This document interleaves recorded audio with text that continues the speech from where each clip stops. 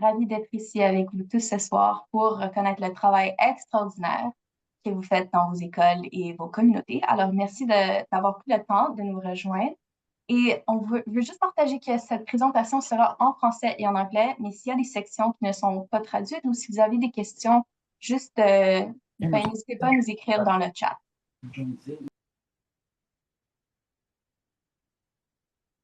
So we just want to start off by doing a land acknowledgement and say that we are gathering here today from many territories across Turtle Island. I speak to you today from the traditional territories of many nations, including the Mississaugas of the Credit, the Anishinaabe, the Chippewa, and the Haudenosaunee and Wendat peoples. We also wish to acknowledge the importance of incorporating Indigenous ways of knowing into our actions, especially when it comes to sustainability, as they provide essential knowledge and wisdom that has been and will continue to be crucial in protecting our world for future generations. And alongside our land acknowledgement today, we just wanted to share a personal photo. This photo on the left here is a spot near my house here in Toronto that I discovered recently that is just beautiful. And I go just to feel connected to nature in such a big city and feel, so grateful for everything that the earth has provided us and just to be a guest on this land. So really grateful to be here. Nous souhaitons reconnaître l'importance d'intégrer les modes de connaissance autochtones dans nos actions, en particulier lorsqu'il s'agit de la durabilité, car ils fournissent des connaissances et une sagesse essentielles qui ont été et continueront d'être déterminants pour protéger notre monde et pour les générations futures. Et comme Jen a partagé une photo des terres où elle vit, je voulais aussi partager une photo de l'un de mes coins de nature préférés près de chez moi. Et c'est le photo à droite. Et ce parc offre les plus beaux couchers de soleil qui inspirent un sentiment de calme et d'émerveillement lors de mes promenades. Donc, je me sens heureuse de pouvoir passer le temps avec les fleurs et les arbres et le lac dans ce parc. This is today's agenda. I won't go into it in detail because you can see what's happening and what's in front of us here on this slide. So a little bit about LSF. LSF is a national charity that was founded in 1991 to integrate sustainability education into the Canadian school system. We believe in a socially, economically, and environmentally sustainable society with engaged citizens who think and act responsibly today and for many generations to come. To achieve our mission, we foster the skills, practices, and knowledge for a sustainable future, something that I'm sure everyone would agree is necessary for the future of our species and our planet. LST est un organisme de bienfaisance nationale fondé en 1991 pour intégrer l'éducation à la durabilité dans le système scolaire canadien. Nous croyons en une société durable sur le plan social, économique et environnemental avec des citoyens engagés qui pensent et agissent de façon responsable aujourd'hui et pour de nombreuses générations à venir. Et pour réaliser notre mission, nous encourageons les compétences, les pratiques et les connaissances pour un avenir durable, quelque chose qui est nécessaire pour l'avenir de notre espèce et de notre planète. In January of last year, Susan Langley lost her courageous battle with cancer. Susan was a lifelong champion of public education. She spent 17 years as a teacher, vice principal, and principal, and another 17 years at the Teacher Federation and provincial levels of education. She was a thoughtful and forceful leader of the Federation of Women Teachers Associations of Ontario and OTF, advocating for formalizing the Ontario Teachers Pension Plan, pay equity for women teachers, and index pensions. She was a champion of sustainability education, serving on the LSF Board of Directors for 27 years, serving as vice chair from 2006 to 2017, and chair of the board from 2017 to 2022. Under her leadership and wise counsel, LSF has impacted policymakers, educators, and youth across Canada. LSF has established the Susan Langley Excellence in Sustainability Teaching Fund to honor her passion and commitment to education and sustainability through the Susan Langley Earth Steward Teaching Award. Thank you to the Ontario Teachers Federation for continuing to sponsor the Susan Langley Earth Steward Teaching Award in Ontario in honor of the late Susan Langley. En janvier de l'année passée, Susan Langley a perdu sa courageuse bataille contre le cancer. Et Susan a été toute sa vie une championne de l'éducation publique. Elle a passé 17 ans en tant qu'enseignante, directrice adjointe et directrice d'école, et 17 autres années à la Fédération des enseignants et enseignantes et au niveau provincial de l'éducation. Elle a été une dirigeante réfléchie et énergétique de la Fédération des associations d'enseignantes de l'Ontario, défendant et officialisant le régime de retraite des enseignants et des enseignants de l'Ontario, l'équité salariale pour les enseignantes et l'indexation des pensions. Et elle a également été une championne de l'éducation à la durabilité, siégeant au conseil d'administration de LSP pendant 27 ans en tant que vice-présidente de 2006 à 2017 et présidente du conseil d'administration de 2017 à 2022. Et sous son leadership et ses conseils avisés, LSP a eu un gros impact sur les décideurs politiques, les éducateurs et les jeunes à travers le Canada. Et LSC a créé le Fonds d'excellence de Susan Langley pour l'enseignement de la durabilité afin d'honorer la passion et l'engagement de Susan pour l'éducation et la durabilité. Nous remercions la Fédération des enseignants et des enseignantes de l'Ontario de continuer à parrainer le prix d'enseignement Gardien de la planète de Susan Langley en l'honneur de Susan. Et nous sommes très reconnaissants à Dr. Howie Owens, le fils de Susan, de pouvoir se joindre à nous aujourd'hui pour dire quelques mots au nom de leur famille. We are so grateful that Susan's son, Dr. Howie Owens, can be here with us today to say a few words on behalf of their family. Thanks, Howie. Hi, everyone. Thank you for having me. We're clamped already. Still very passionate about having lost Mom. Sorry, give me a sec. As you heard, she was a real champion of education. I didn't think this would be so hard.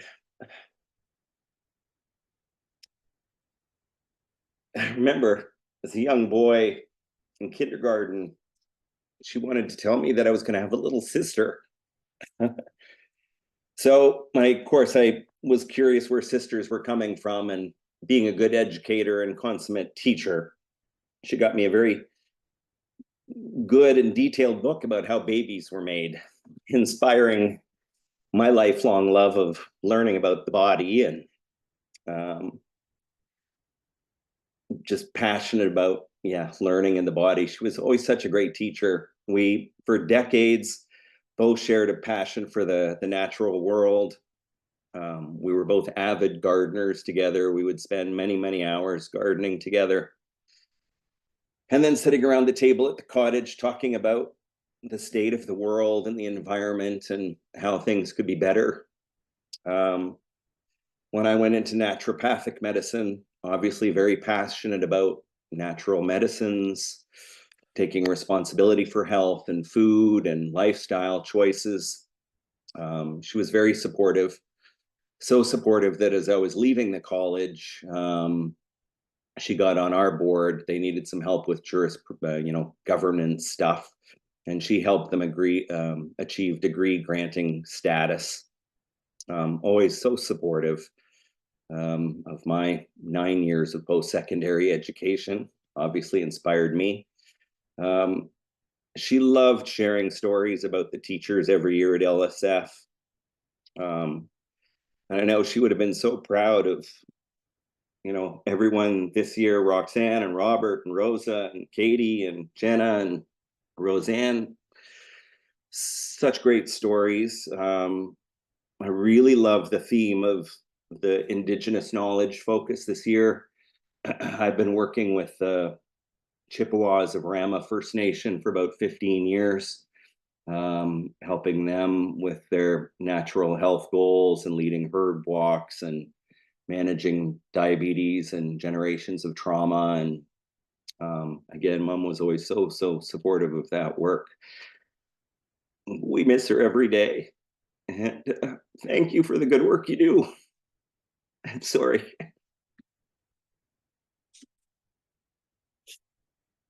That's all. Thank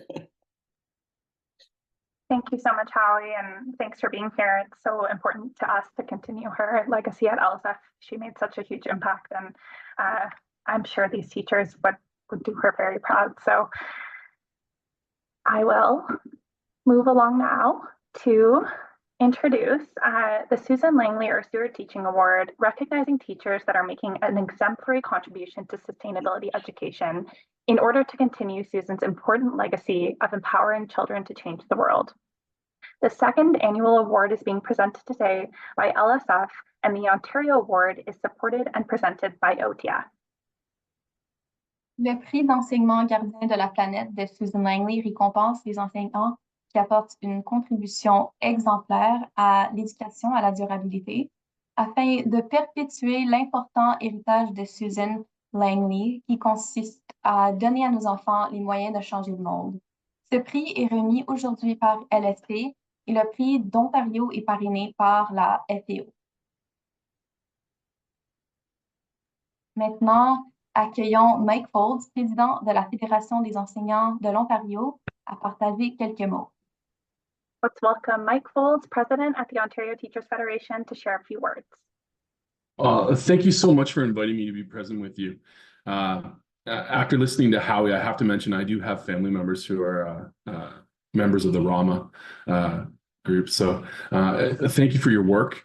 So thank you for having me. It's a pleasure to be here as we celebrate the remarkable individuals who have been honored with the Susan Langley Earth Steward Teaching Award in 2024. I knew Susan through the union and the Federation, and this award not only recognizes the outstanding contributions to sustainability education, but also pays tribute to the inspiring legacy of Susan. As a former chair for the Sustainable Future, Susan dedicated her life to empowering young people to change the world. And today we honor that legacy. In our rapidly changing world, the principles of sustainability outlined by the United Nations are more relevant than ever. The UN's Sustainable Development Goals remind us that the interconnectedness of our challenges, from climate change and inequitable access to public education, to education and well-being. Education is not just a pathway to knowledge. It's a powerful tool that can transform our societies and equip future generations with the skills they need to address these pressing issues. In almost all of my public remarks this year, I've quoted author Bell Hooks, who wrote, "Learning is a place where paradise can be created." The award recipients today exemplify this spirit. They create microclimates for learning about macro issues and climate action education for their students and school communities.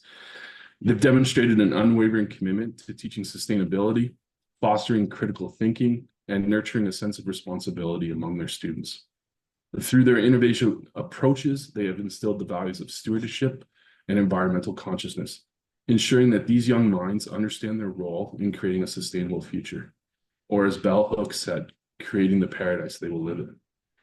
By incorporating the sustainability principles into their classrooms, these educators are preparing students not only to be informed students, but also active participants in shaping a better world.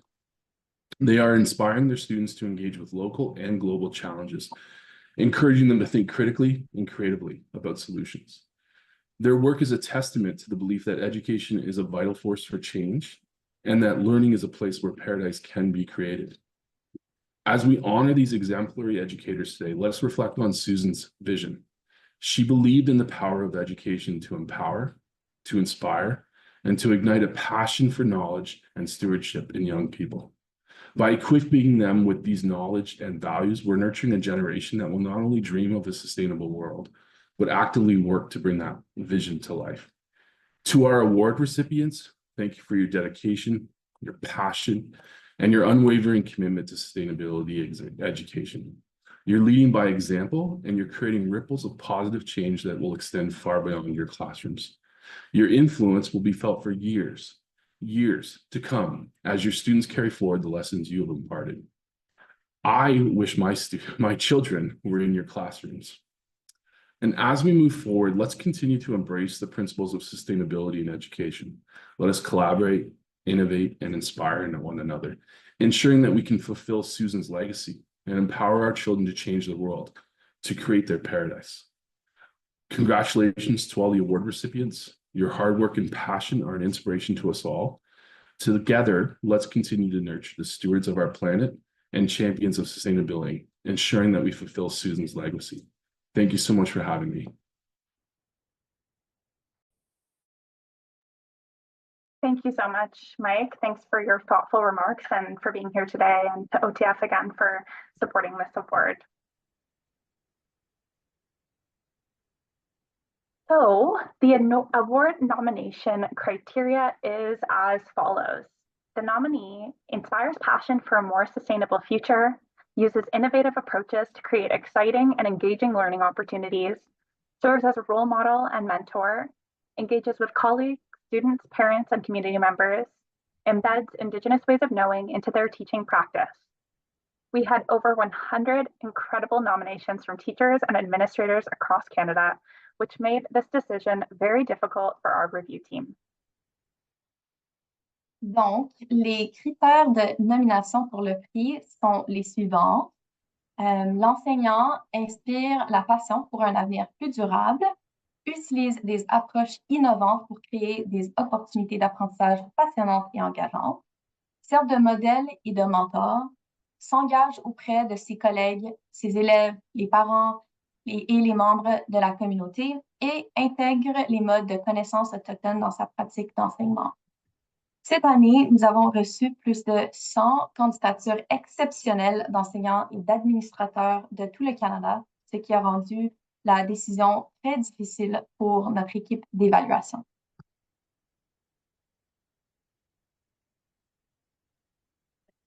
We would like to begin the awards section of this presentation by acknowledging these 5 incredible educators for receiving an honorable mention.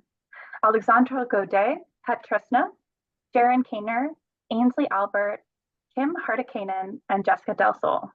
To recognize your dedication to sustainability, we are pleased to be able to offer you a $500 grant to support sustainability action this year at your school, as well as a $100 gift card to the Outdoor Learning School and store. We will now take a few moments to share some highlights from your incredible work. Nous aimerions commencer la remise des prix en remerciant les 5 éducateurs qui ont reçu une mention honorable: Alexandra Godet, Petra Snook, Jaron Kainer, Ainsley Albert, Kim Hardikainen et Jessica Del Sol. Pour honorer votre dédication à la durabilité, nous sommes heureux de pouvoir vous offrir une subvention de $500 pour soutenir un projet d'action à votre école, ainsi qu'une carte cadeau de $100 du Outdoor Learning School and Store. Nous allons maintenant prendre quelques instants pour partager les points forts de leur nomination concernant le travail incroyable qu'ils accomplissent. Our first honorable mention today is Petra Snook from Xavier Junior High School in Deer Lake, Newfoundland. Petra uses project-based learning to integrate sustainability themes, combining subjects like art, science, and social studies to address real-world challenges. Her students engage in hands-on activities such as composting, gardening, upcycling, and the multiple facets of this Christmas cheer project that we can see on this slide, fostering critical thinking and community involvement. She also leads school-wide collections of single-use plastics for community projects and collaborates with Halebo First Nations to teach Indigenous culture through art, drumming, and beading. Petra's initiatives like mural painting with Indigenous artist Marcus Goss and exploring local exhibits promote environmental leadership through student-led projects like the School Bee Club and Garden. Thank you so much for your hard work and dedication, and congratulations again to Petra.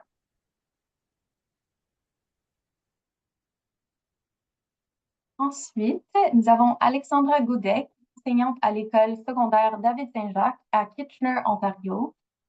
Alexandra transforme sa classe en un espace de durabilité, créativité, où la durabilité, la créativité et le bien-être coexistent harmonieusement. En intégrant les plantes et les éléments naturels, elle encourage les élèves à développer une connexion émotionnelle avec la nature. Elle enrichit l'apprentissage avec des sorties éducatives en forêt où les élèves acquièrent des compétences d'observation et de pensée critique tout en explorant des écosystèmes. Alexandra intègre également des projets interdisciplinaires comme le jardinage et l'étude des abeilles, renforçant les liens entre les matières scolaires et les enjeux environnementaux. Par son approche, elle encourage l'autonomie, l'innovation et la collaboration tout en utilisant la technologie pour approfondir les connaissances. À travers ces initiatives, elle inspire ses élèves à devenir des leaders en matière de durabilité, tant à l'école que dans la communauté. Alors, félicitations, Alexandra, pour votre travail extraordinaire. Our next honorable mention is Jaron Kainer. Over the past 2 years, students in Jaren's class have been involved in carbon sequestration by increasing plant biodiversity in their community. They have planted many species of trees and have helped with the distribution of 10,000 trees to students in other schools in their district. His class partnered with knowledge keepers to work towards reintroducing an important Indigenous food plant known locally as wapato or quacalas, extirpated from the area by growing them from seed in their class. Professionally, he is most proud of his contributions in the development of the South Canoe Outdoor Learning School that he currently works at. He worked collaboratively with many colleagues and stakeholders to create a program dedicated to offering meaningful outdoor learning experiences for kids for the bulk of each school day throughout the school year. Thank you, Jaren. We can't wait to see the many meaningful initiatives you support your students with in the coming years. Congratulations.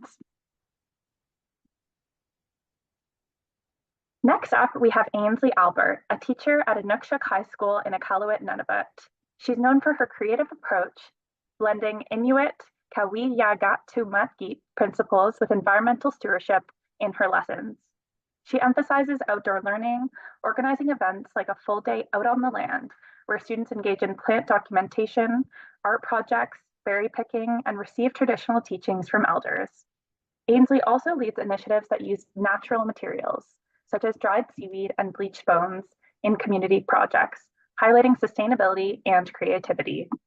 Her strong ties to the community, elders, and local traditions enrich her students' connections to the environment and culture. Thank you, Ainsley, and congratulations on receiving an honorable mention in this year's award.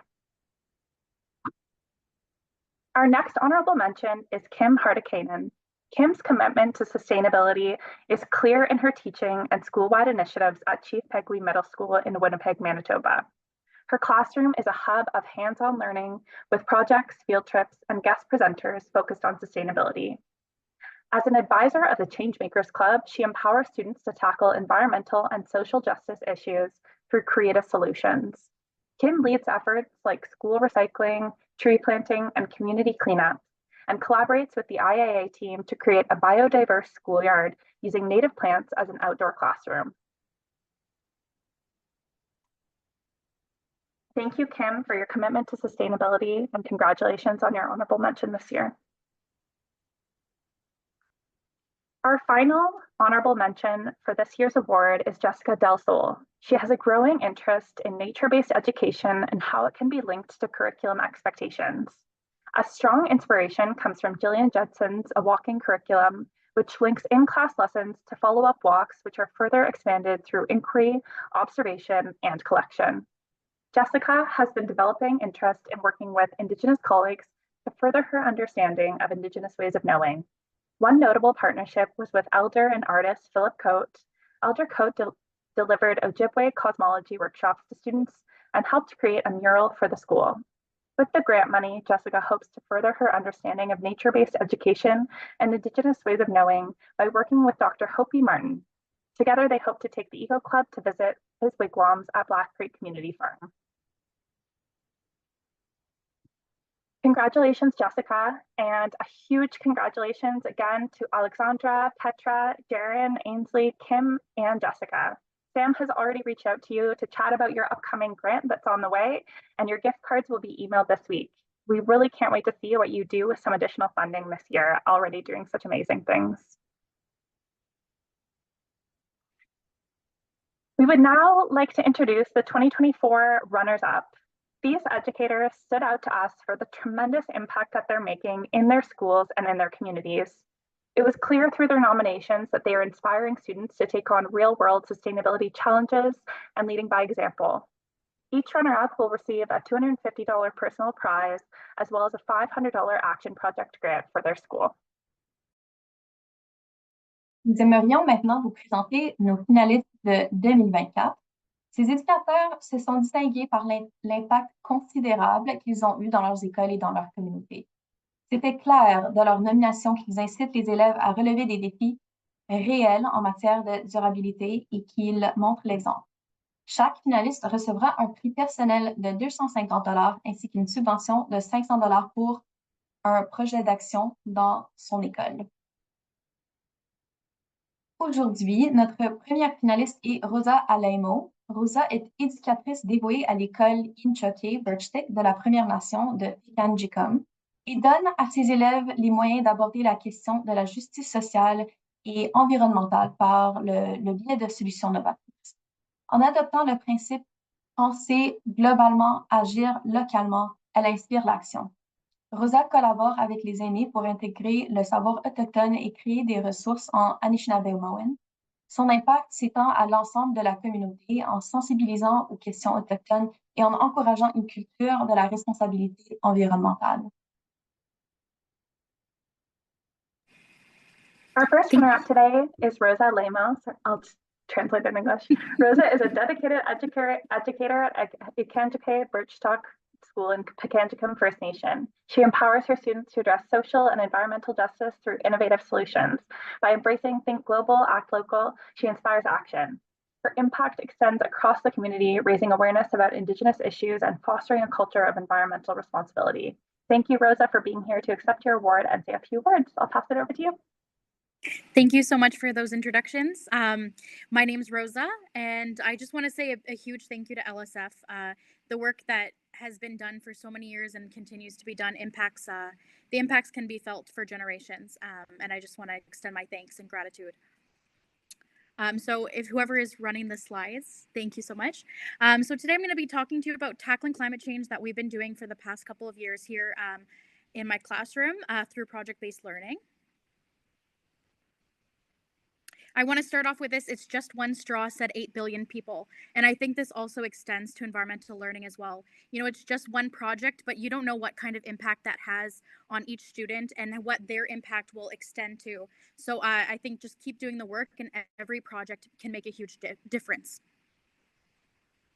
So I'm calling to you from Pikangikum First Nation. This is where I teach, Northwestern Ontario. It is an Ojibwe First Nation, so the first language is actually Anishinaabe-Mowen. And the school is very large, 1,500 students from kindergarten all the way to grade 12. So I teach grade 8, and I've taught grade 8 for the past 3 years here.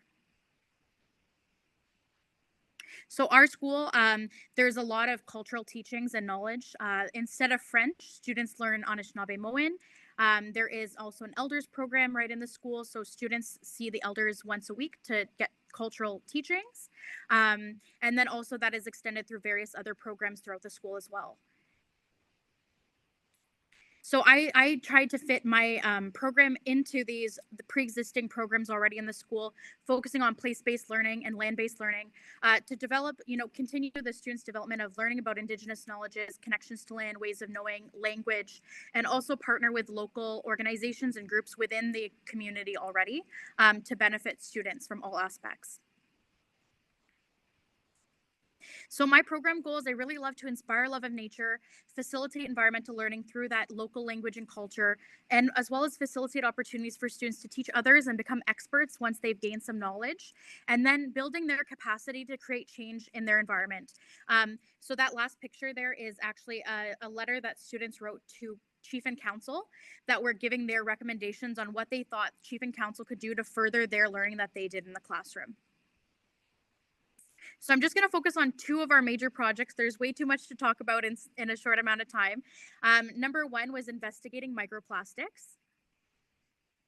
So through an LSF funding grant, we were able to purchase this Saturna imaging system, which is like a microplastics camera. So students collected sand from the lake on their own time with their guardians and their parents, and they brought it into the class, which we sifted through. We found some microplastics, and we're able to analyze them with the camera. They created their findings poster. They also had done research for over a month about microplastics and how it affects different parts of human health and the environment and animal health and waterways. And then they were able to host a school-wide research symposium to share their findings, not only with the school, but also school staff and the community members that could come in, drop in for a fair. And as I said before, they wrote their recommendations to how Chief and Council could further their what they did.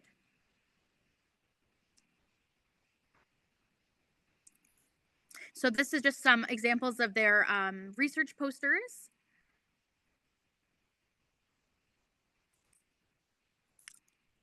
And this was the impact, some of the students that came, they even had my students created this big art piece that really made an impact on the younger students, especially like the kindergartens to grade 4s. They were really impacted by that visual poster in the right-hand corner. And in the bottom right-hand corner, you can see all the prizes that they created, they gave out to try and increase engagement. So we actually had over 500 attendees over 2 days, and it helped inspire the start of an eco-action team for grades 5 to 8. So our second big project was water testing. And we applied for an education test kit through Water Rangers for Ocean Week. And we started to test the contaminated tap water, because in Pikangikum we cannot drink the tap water. So students wanted to test the tap water to see what was going on with that. Then we also tested our clean drinking water, as well as a local pond that was by the school. Students tracked their testing data on paper, digitally, and then created graphs. They adopted the pond, they kept it clean, and then they created a giant plastic sculpture to kind of raise awareness. They really liked the impact of their last art piece, so they created a secondary one, and they hosted again like a research event for the whole school for Ocean Week. And this, you can see some of their process of learning.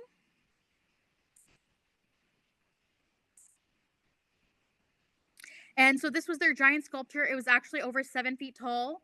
It made a really big impact, and through Students Rebuild, it actually raised $1,000 for environmental charities. And students they wanted to create a plastic pledge, so students and families could reduce their plastic waste. And then they also were able to be experts and teach other people how to test their water as well. So this did not have as much of attendees as our first event, but it was due to exam time for high school. But the students were very engaged. They really liked the free prize giveaway, the giant tap sculpture, and learning about water testing. So we were able to receive a silver certification last year, and we're hoping for gold this year. Our eco team, we also started a high school eco team that is also getting on board. We connected with other schools last year, and we're continuing those connections this year and hoping to partner with other schools to further student learning. And our hydroponics tower garden, we were able to receive some funding. So that's right behind me. And I'm in my class right now, and the students are on culture break right now. So when they come back, they are already so excited to see what is growing and how their plants have grown over the culture break. And we were also really inspired by Harborview High School, that they developed their own book. So my students also want to develop their own book, but it's going to be kind of like what climate action students in Pikangikum can do with their families. And then we are going to distribute, we're going to like buy and distribute like a nice printed copy to each classroom that can be used for future. And we are also starting the food cycler this year. We're hoping to start that. And we haven't yet, but we are very on board and excited to start that this year. So I'll just leave you with this. We don't need a handful of people doing zero waste perfectly. We need millions of people doing it imperfectly. And that was by Anne-Marie Bonneau. And I think that also applies to environmental education as well. We don't need a handful of educators teaching environmental education perfectly. We need every educator teaching it imperfectly and learning along the way with their students. So thank you so much. I have also put up my, my Twitter account and my email. So please feel free to reach out to me if you have any questions, comments, you want to connect. I love connecting with other schools and creating a partnership. So thank you. Miigwech. Miigwech. Thank you, Rosa. That was amazing. It's really wonderful to hear you speak to these very rich projects that you're working on. So congrats on the amazing work. Alors, notre deuxième finaliste de cette année est Robert Timofichuk. Robert fait une grande différence dans le monde de l'éducation au développement durable en tant que leader dans son école et sa communauté. Nous avons été très impressionnés par sa nomination et son travail est un véritable témoignage des valeurs énoncées dans les critères d'attribution du prix.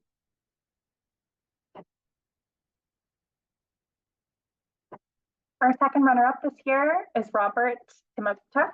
Robert has been making a big difference in the world of sustainability education as a leader in his school and community. We were wowed by his nomination, and his work stands as a true testament to the values outlined in the award criteria. We will pass it over to Robert to say a few words.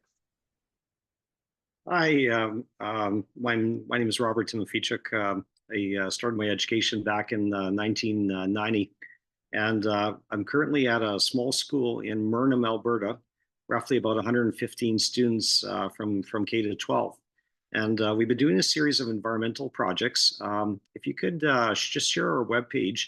If you want to find it at home, it's at just Google newmurnhamschool.ca and look for a link saying like our projects.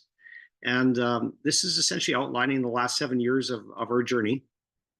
Year one, if you can click on the little plus beside year one, it was a sustainable greenhouse project. So the school had a existing greenhouse that was built from one of the high school students.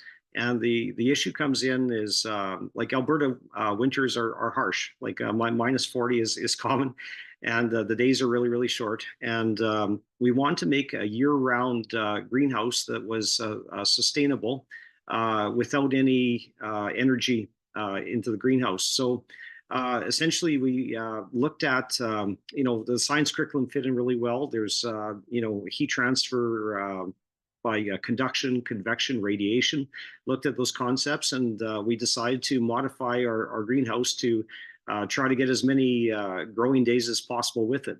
So I highly encourage you to, for each of those write-ups, there's about a 20-minute video, and you're going to love the video. So when you have a chance to click on that, it really tells the story, but it's absolutely impossible to encapsulate in a short period of time.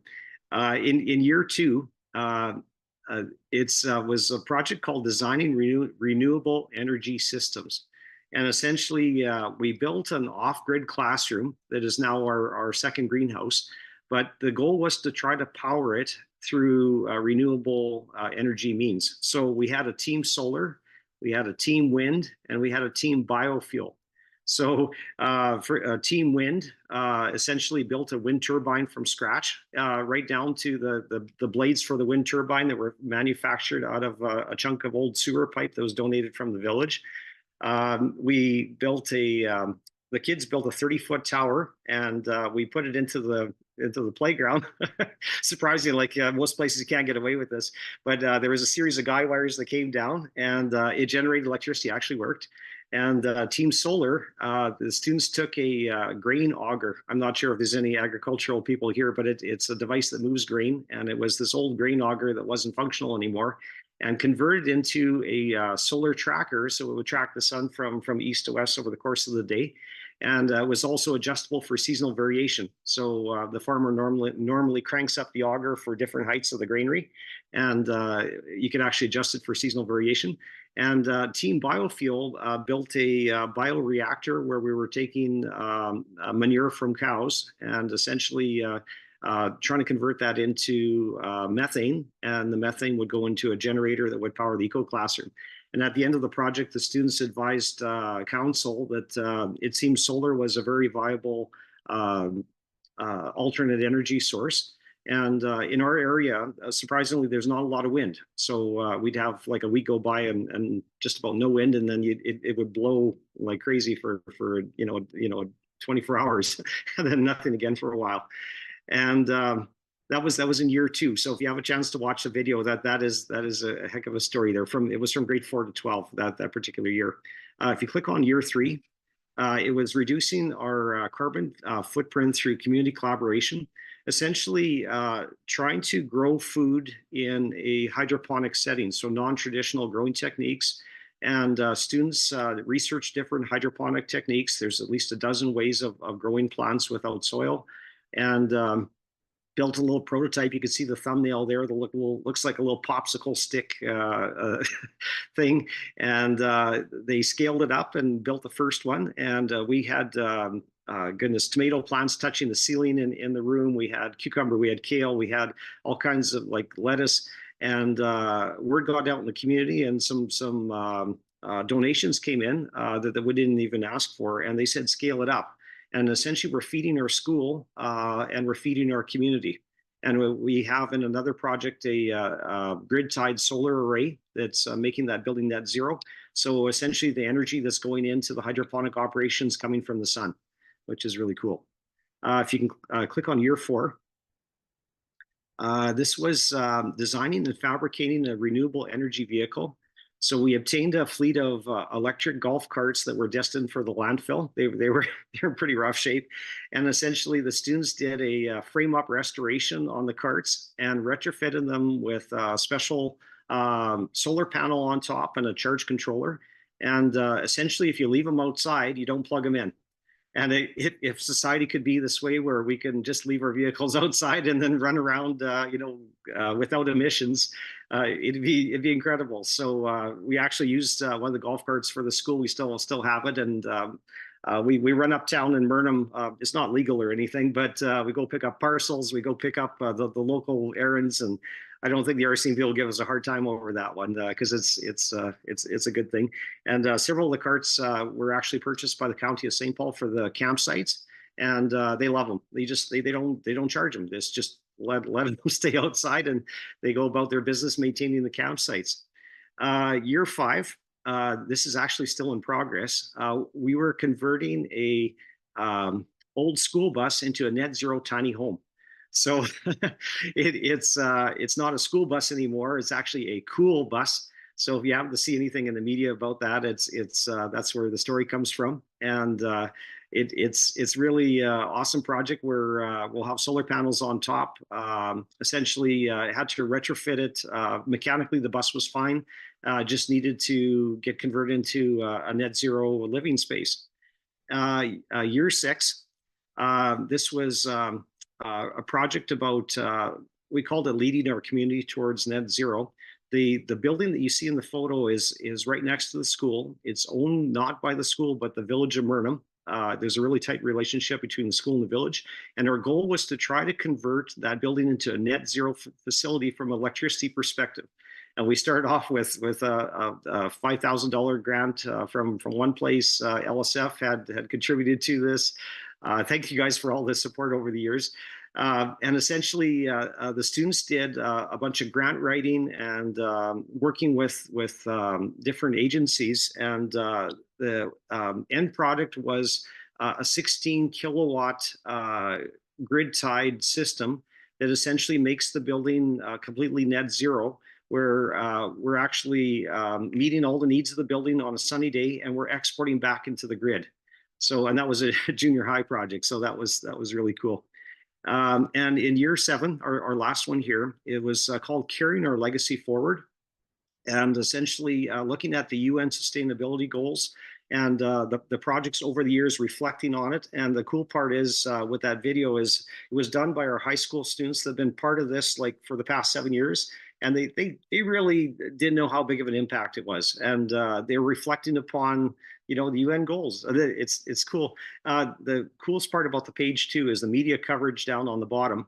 Like if you ever have a chance to explore that, this is all the stuff that has went down over the last year and a half. The school's been in the spotlight. We got a Alberta Emerald Award for the environmental work. It's a heck of a story, and for a tiny little place, the way we looked at it is if we can do it with resources that we've got in that tiny little school, everyone could do it, and that's our story. So thank you so much for your support over the years.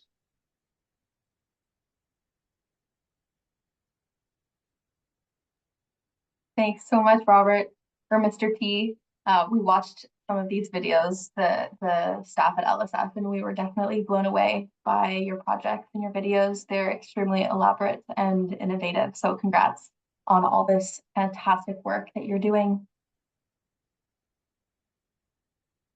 Notre troisième finaliste est Roxane Ilagan. Roxane est enseignante passionnée à l'école Sempacin en Oliver, Colombie-Britannique, et elle est championne de la durabilité en classe. Grâce à ses projets novateurs tels que le lombricompostage, un jardin d'élèves florissant et Spuds in Tubs, elle incite les élèves à adopter des pratiques durables.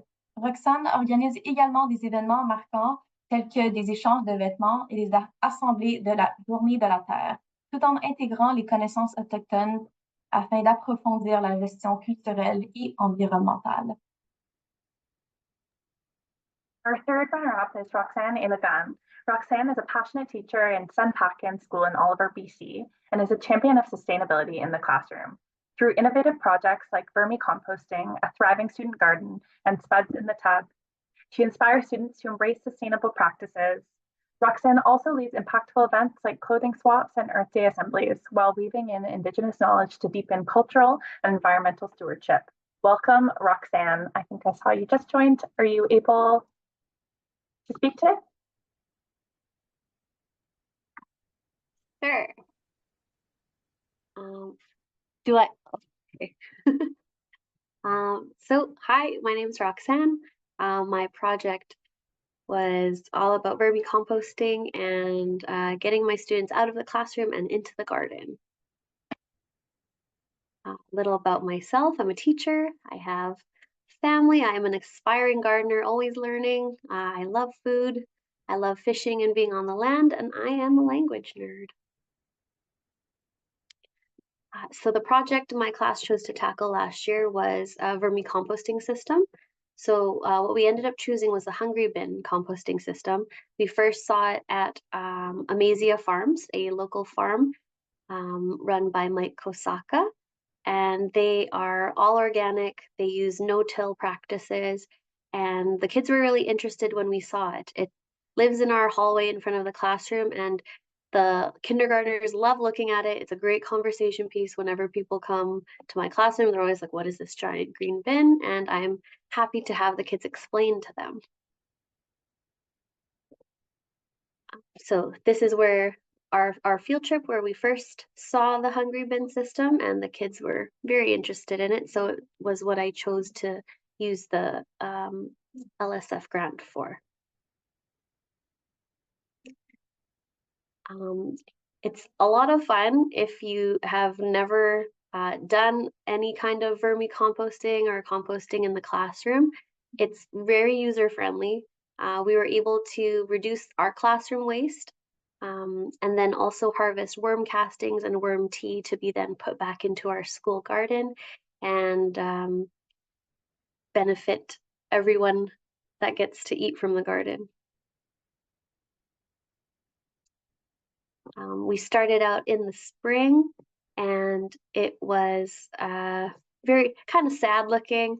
The kids are just like, oh, everything's so small, but we had to start, we have to start somewhere, right? So we were able to also grow potatoes in the classroom, where we put some of the worm tea into those as well. And the kids, they helped plant everything. So letting them see it grow was really rewarding for everybody. Some of the things we harvested were beets and lettuce, several kinds of lettuce. We also grew several different kinds of snap peas, sunflowers, flowers, watermelons, tomatoes of all kinds. So it was just really nice for the kids to be able to see things go from seed or from very small little plants to something that they could pick and eat and touch and take home. Some of the things that we grew were also used at our weekly Fire Friday sessions. Fire Friday is where we kind of weave knowledge about food sovereignty and eating locally, growing your own food, the 4 pillars of Indigenous food harvesting, and the kids get to be part of every step. So cooking, picking, the eating after is usually their favorite part, and a lot of the things that we grew in the garden made their way into these meals and snacks for the kids. So just some quick numbers. More than 250 people now have eaten something grown in our garden. 50 kilograms of food waste and counting has been diverted from just going into the trash. Our worms are thriving. They're really huge now, so they might even also be used for the fishing club. And 80 plus meals or Fire Friday meals and lunches were made with garden grown items. And the last number, my most important number, is 12 is the number of happy kids that got to pick veggies from the garden plot that they helped to grow. Not all of them were there, but there were 12 in total.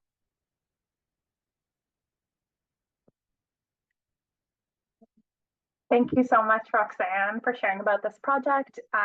Congratulations on this amazing work. It sounds like a really meaningful initiative and project for the students, and I agree with Mike. I would love to try the worm tea. Our final runner-up today is Roseanne Dupuis. She is a dedicated educator at École Pointe-de-Chêne in Manitoba. Roseanne creatively integrates sustainability into her lessons, recently transforming the school's lawn into a butterfly garden. She fosters environmental awareness by establishing community gardens and reviving the recycling program. Leading by example, she inspires students and the community to embrace sustainable practices, empowering them to make a positive ecological impact. Notre dernière finaliste est Rosanne Dupuis. Rosanne est une enseignante dévouée à l'école Pointe-des-Chênes au Manitoba et elle intègre de manière créative la durabilité dans ses cours, transformant récemment la pelouse de l'école en un jardin de papillons. Elle favorise la sensibilisation environnementale en créant des jardins communautaires et en relançant le programme de recyclage. En donnant l'exemple, elle inspire ses élèves et sa communauté à adopter des pratiques durables, les encourageant à avoir un impact écologique positif. Maintenant, écoutons quelques mots de Rosanne. Bienvenue.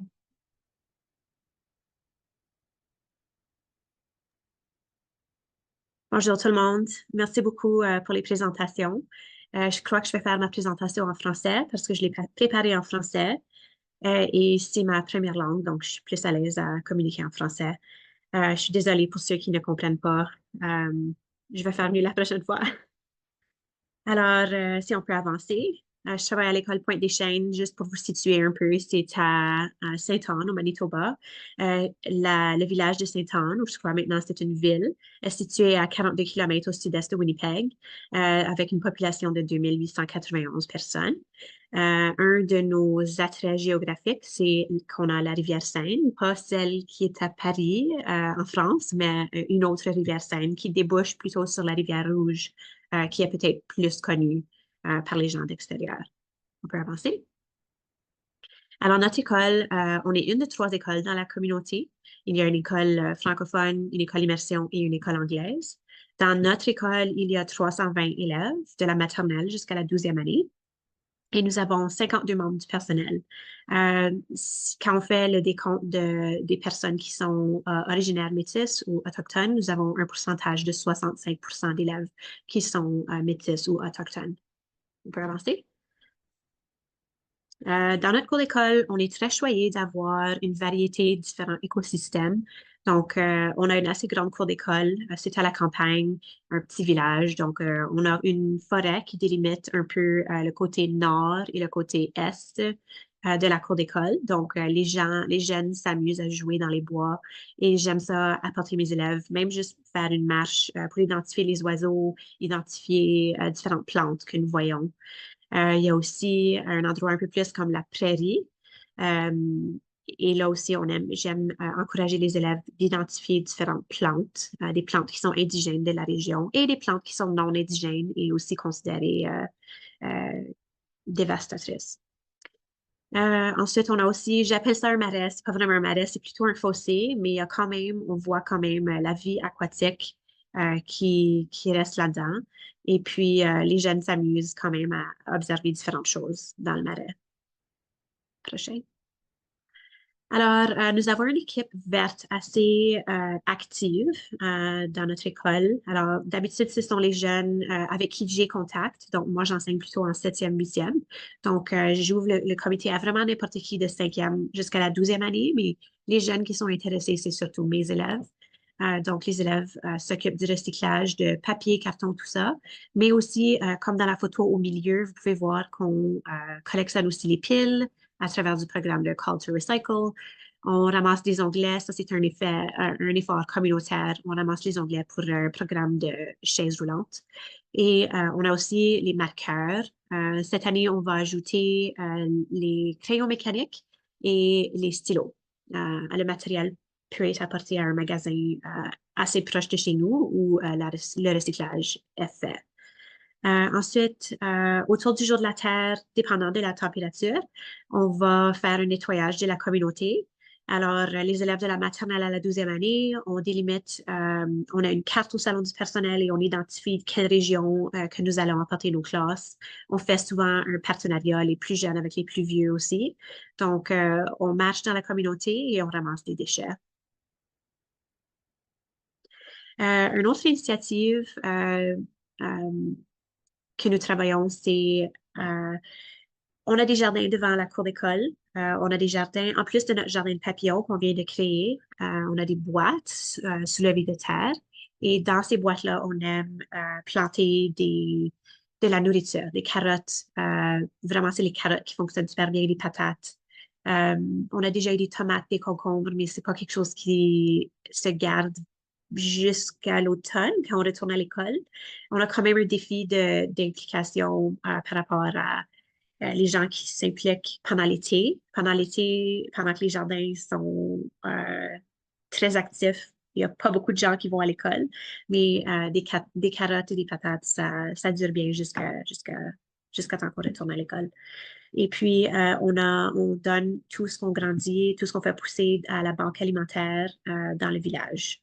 Alors, on a plusieurs familles, même des familles de notre école qui bénéficient des aliments de nos jardins à l'accueil Catherine. Un de nos plus nouveaux projets, c'est que nous avons créé une région devant l'école où il y avait des arbustes qui étaient morts, qui n'étaient pas en bonne santé. On a arraché des arbustes et on a créé un jardin de papillons. C'est avec l'organisme de David Suzuki, Butterfly Away Project.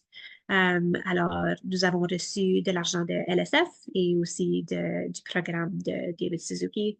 Nous avons visité une serre qui spécialise dans les plantes indigènes et les élèves impliqués ont aidé à choisir les espèces que nous voulions apporter dans notre cours d'école. Une autre de nos initiatives, j'adore moi-même, je collectionne des graines. Je collectionne des graines de mon jardin et j'enseigne aux élèves de conserver des semences aussi à l'école. Donc, plutôt, comme vous pouvez voir, si vous pouvez voir, ce sont surtout des plantes, des fleurs, mais nous avons aussi de l'aneth, du basilic, nous avons aussi des graines de tournesol, des soucis, de l'agastache, toutes sortes de l'asclépiade. Cette année, pour la première fois, nous avons collectionné de l'asclépiade dans notre cours d'école et les jeunes s'amusent à séparer les graines, toutes les parties, et je leur montre comment séparer la graine du restant de la plante. Nous avons organisé une vente de graines. C'était une vente de graines, mais les gens pouvaient aussi avoir les graines gratuitement. Ça, c'était le printemps passé. Donc, vraiment partager les graines que nous collectionnons. Si les gens veulent payer, ils peuvent payer. S'ils ne peuvent pas se le permettre, ils peuvent prendre les graines. Et des projets pour l'avenir. Ça serait mon rêve d'avoir une salle de classe extérieure, peut-être pas aussi belle que ce que j'ai mis dans la photo ici, mais puisque ça coûte très cher, ça va être un projet plutôt à long terme. Et j'ai eu beaucoup d'autres bonnes idées de plusieurs personnes qui ont présenté aujourd'hui. Rosa avec le microplastics. Wow, fantastique. J'aimerais absolument utiliser cet argent pour ça. Ou j'ai pas les connaissances de Robert, je crois, avec all his engineering and everything. Like, wow, that's amazing. I would love to be able to do things like that. But for now, we're just going to keep it on a small scale. And the kids would like to convert the entire area here at the front of the school into a big butterfly garden. So we're going to have to find a way to manage weeds. That was incredible. I think I spent 15 hours weeding the current butterfly garden right now. Just to make sure that we just had the non-invasive indigenous species. And so, yeah, we would like to keep adding to what we have there in the front of the school. Well, you can't see it in that picture. This is kind of like the unfinished area where we would like to tackle next. And that's about it. Thank you, LSF, for the nomination. This is incredible. I feel like I'm almost not deserving compared to what I've seen tonight. Thank you so much, Roseanne. Incredibly deserving from what we have seen tonight. So your students are very lucky and can't wait to see what happens with the grant and in the future, and look forward to staying tuned. So Last but certainly not least, we would now like to introduce our 2024 winners. I know we have reached 8 p.m. Eastern, so we hope that you can all stay with us tonight. There's so many amazing things that are happening in the schools, and we'd love for you to stay with us to hear from the winners. So out of the over 100 nominations that we received this year, Jenna Forsland and Katie Croft stood out to us as making the most exemplary contributions to sustainability education and will both receive a $1,000 prize. Alors, finalement, nous aimerions vous présenter nos gagnants de 2024. Parmi la centaine de nominations reçues cette année, Jenna Forsland et Katie Croft se sont distinguées par leur contribution exemplaire à l'éducation au développement durable et recevront chacune un prix de $1,000. Nous commencerons par Katie Croft, une éducatrice exceptionnelle de l'Ontario qui a remporté le prix d'enseignement Gardien de la planète de Susan Langley de 2024. De nombreux élèves et collègues de Katie ont proposé sa candidature, nous époustouflant par leurs histoires, leurs recommandations et leurs témoignages. Nous tenons à remercier une nouvelle fois la Fédération des enseignantes et enseignants de l'Ontario pour avoir rendu ce prix possible et d'avoir contribué à honorer les efforts déployés par Katie pour faire du monde un endroit plus durable, un élève à la fois. We will start with our winners with Katie Croft, an outstanding educator from Ontario, has won the Susan Langley Earth Steward Teaching Award in 2024. Many of Katie's students and colleagues nominated her, blowing us away with their stories, recommendations, and testimonials. We want to thank the Ontario Teachers Federation again for making this award possible and helping honor Katie's efforts to make the world a more sustainable place, one student at a time. Over to you, Katie. Hi there. I just want to start off by saying, Howie, that your mom sounded absolutely beautiful. And thank you for sharing something about her. We can go to the next slide, please. So my name is Katie Croft. I'm in my 7th year of teaching grade 2 at St. Anne's Elementary School in Kitchener, Ontario. My journey into sustainable gardening began about 3 years ago when I started a garden club at my school. And then just with a generous donation from my mom, Garden Club started with just 2 watering cans, a handful of shovels, and some gardening gloves. And the club was born. The interest from students grew super quickly, and I approached my principal for some more funding. To stretch our budget a little more, I went to the dollar store and bought more supplies, but all those supplies broke really quickly. So then my vice principal suggested a bunch of grants to apply for, and LSF was one of the ones that got back to me, which I'm very lucky and fortunate for and thankful for. Over the years, my knowledge of gardening and sustainability has expanded significantly. I've learned from other teachers and even from my students, deepening my passion for caring of our earth. Together, we're working towards a cleaner, more sustainable future. So thank you for supporting that journey, LSF. So I did a courtyard challenge. It was a school-wide initiative that was aimed at transforming our beautiful courtyard into a vibrant communal space for learning, relaxation, and play. It started off in the winter where I provided each teacher with a pack of flowers and dirt, seeds and dirt. And it was for them to grow in their classrooms with their classes in anticipation for the spring planting. In the spring, the courtyard, I sectioned off into 4 areas. It was one for the kindergarten, primary, and junior and intermediate. And then each week there was challenges for the school. One week was raking leaves. The next week was cutting back plants, picking up litter, edging the garden beds, and painting decorative rocks. And every morning on the announcements, there would be recognitions or shout outs to certain teachers or certain classrooms for all of the work they were doing in our courtyard. So this was the kindergarten classrooms. You can see they're planting their seeds. This was during the winter, and then they were planting marigolds. And then we can go to the next. The primaries, again, this is them in the courtyard.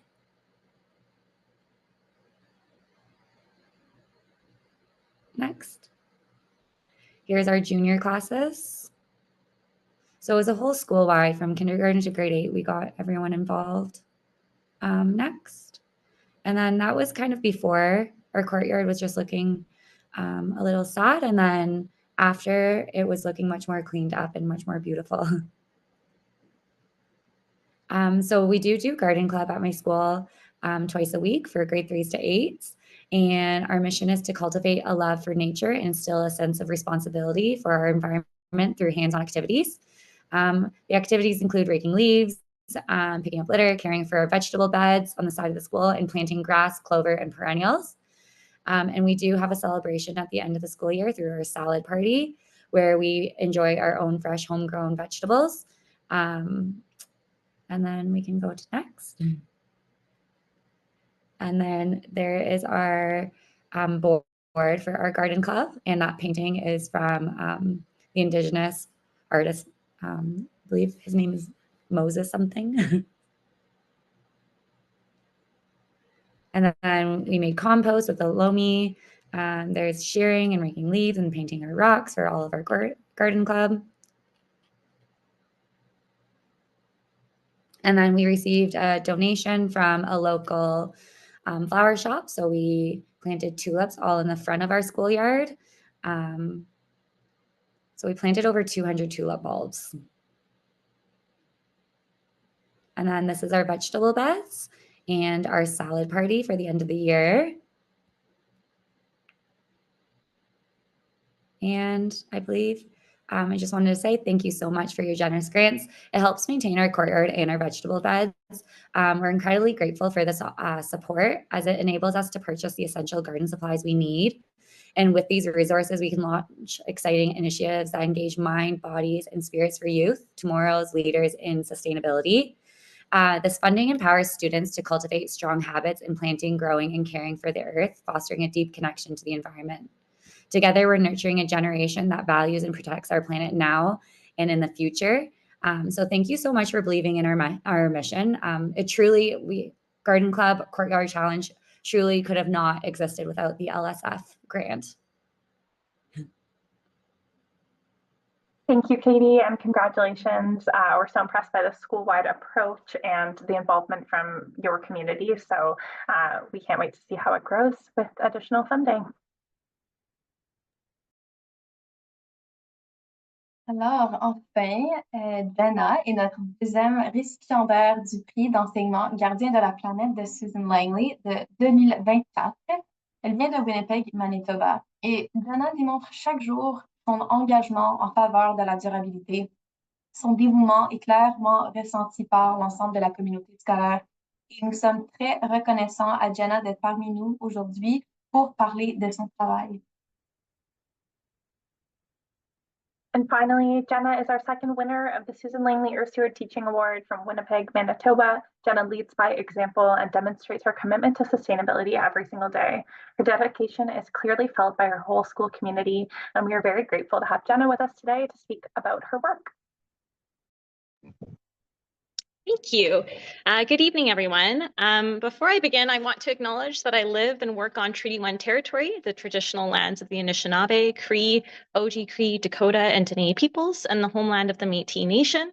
I am deeply grateful for the clean water I have access to from Shoal Lake 40 First Nation, and I recognize the ongoing efforts for Indigenous communities to protect and care for these lands and waters. It is with profound gratitude and deep humility that I accept the Susan Langley and LSF Teaching Award. Being recognized for something I'm so passionate about is not only an honor, but a responsibility I cherish deeply. I want to start by thanking LSF and the selection committee for this incredible recognition and for continuing to promote the values of sustainability and education for a better future. I would also like to acknowledge Susan Langley, whose legacy continues to inspire so many of us in the field of environmental education. This award stands as a reminder of her incredible impact, and I am humbled to be recognized in her name. This moment would not be possible without the support and encouragement and collaboration of so many people. First, I want to thank my fellow educators from Elmwood High, who inspire me every day with their creativity, their commitment, and their constant drive. Teaching is never a solo effort. It is a deeply collaborative profession, and I am so grateful to work alongside people who share the same passion for empowering the next generation. I don't think any of them are here today, but a special thanks goes out to my students, who are the heart of everything I do. It is their curiosity, their desire to understand the world, and their enthusiasm for tackling real-world challenges that fuel my work. Watching them take ownership for their learning, exploring innovative solutions, and seeing their excitement when they realize they can make a difference, it is moments like these that make every effort worthwhile. My journey as an educator that began 12 years ago has always been intertwined with my commitment to sustainability. When I first entered the classroom, I knew that my role wasn't just to impart knowledge, but to help students build a deeper understanding of their relationship with the world around them. Sustainability to me is not a subject, but a lens through which we view all subjects. It's about thinking critically about the way our world functions and our place within it. It's about questioning systems and proposing better ones. One of the greatest privileges in my career has been the opportunity to integrate sustainability in everything I do. So some of the examples of this is working with Indigenous elders to learn about medicinal plants, creating monarch butterfly gardens and tagging those monarchs to monitor their migration to Mexico. My students reimagine their community to include alternative energy sources using Minecraft, and then they presented it to local politicians for their input. Taking students to Churchill required a lot of trust from parents, and working with Indigenous junior rangers to collect non-invasive data on body conditions in polar bears and how that links to climate change. Leading after-school clubs called Decode. So the DE stands for diversity and equity. So working with students from the BIPOC community to elevate voices in coding and technology in STEM, using math and coding to create loom bracelets with Indigenous knowledge keepers and recognizing beading as a medicine, and using recycled fabric to recreate freedom quilts and pivot conversations of Black history in Canada. These have been a snapshot of what our school has done, but I see students become advocates for change in ways that continually amaze me. I've watched them develop innovative projects that go beyond the classroom and actively seek out solutions. We as educators have a unique and powerful role in shaping the future. We are in a position to spark curiosity, ignite passion, and provide students with the tools they need to tackle complex challenges of our time. Sustainability education isn't just about teaching facts, it is about empowering students to see themselves as active participants in creating a better future. As I accept this award, I am filled with a renewed sense of purpose. There is still much work to be done. I currently am now at a new school teaching grade 12 biology, and one of the programs that we're starting up with the generous support of LSF is the Trout and About program. So my students are going to be hatching trout eggs in the classroom with the support and help of Manitoba Conservation and Indigenous knowledge keepers, and then releasing those trout into designated ponds and water sources. So I'm super excited about that program. It's obviously in its new beginnings, but I can't wait to report back on that progress. The environmental challenges we face continue to grow in urgency, but I am optimistic because I see the passion and determination in young people. I see the way they think critically about the world, the way they challenge the status quo, and the way they are willing to step up. I am committed now more than ever to continue this work, to continue pushing for sustainability to be the heart of education. Once again, I want to express my deepest thanks to LSF, to the committee, and to everyone who has been part of this journey, all the recipients. Amazing work and so inspiring. Together, we can create a world where every student, no matter where they come from, has the knowledge, skills, and passion to create a more just, sustainable, and equitable future for all. Thank you so much. Thank you so much, Jenna. What an incredible note to end on. So inspiring, amazing work and amazing words, and your philosophy of teaching is really exactly what this world needs. So your students are very lucky, and I feel inspired.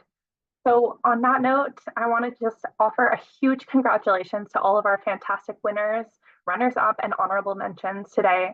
And we want to sincerely thank Susan's family, Liz and Howie for being here today, Mike and OTF for supporting this award, and all of you for being here with us to hear about the amazing work that's happening across Canada. What an amazing way to start the school year. Hearing about this meaningful work makes me both feel inspired and hopeful about the future of our planet and education. Nous tenons à remercier la famille de Susan, Liz et Howie, Mike et la FAO et vous tous d'avoir pris le temps d'être ici avec nous aujourd'hui. Félicitations à tous nos récipiendaires des prix, nos finalistes, nos mentions honorables extraordinaires. Continuez à faire du bon travail.